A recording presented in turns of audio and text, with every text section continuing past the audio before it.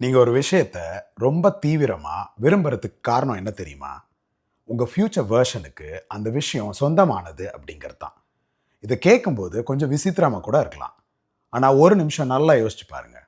நமக்காக இல்லாத ஒரு வாழ்க்கைய நம்ம சாதாரணமா இவ்வளோ தீவிரமா விரும்பவே மாட்டோம்.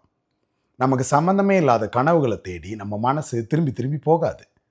உங்க மனசுல மீண்டும் மீண்டும் வர்ற அந்த ஆசை, அந்த வாழ்க்கை, அந்த கனவு அது சும்மா வந்தது கிடையாது. அதுக்கு ஒரு காரணம் இருக்கு. ஏன்னா, அது உங்களுக்கு சாத்தியமான ஒரு வாழ்க்கையோட முன்னோட்டம். அதாவது ரிஹர்சல். ஆமா, இப்போ அது ரொம்ப தூரமா இருக்கிற மாதிரி தோணும். சில நேரம் அது சாத்தியமே இல்லாத ஒரு விஷயமா கூட தோணும். ஆனா, அதனால அது உங்களுக்கானது இல்ல அப்படின்னு அர்த்தம் கிடையாது. அதுக்கு தகுந்த மனிதரா நீங்க இன்னும் வளர்ந்துகிட்டு இருக்கீங்க அப்படின்னு தான் அர்த்தம். ஏன்னா, ரொம்ப சக்சஸ்ஃபுல்லான உங்களோட அந்த ஃபியூச்சர் வெர்ஷன் வேற மாதிரி யோசிக்கும். வேற மாதிரி செயல்படும். வாழ்க்கைய வேற மாதிரி அப்ரோச் பண்ணும். அதனால, எனக்கு இது வேணும்னு நான் ஏன் இவ்ளோ ஸ்ட்ராங்கா நெனைக்கிறேன் அப்படின்னு இனிமே கேட்காதீங்க. அதுக்கு பதிலா, நான் ஆசைப்படுறத அடையக்கூடிய ஒரு மனிதனா மாறுறதுக்கு நான் என்ன பண்ணணும் அப்படின்னு கேளுங்க. அத விட முக்கியமா, நீங்க உங்களுக்கு கிடைக்காத ஒண்ண தொரத்திட்டு போகல. அத நல்லா புரிஞ்சுக்குங்க.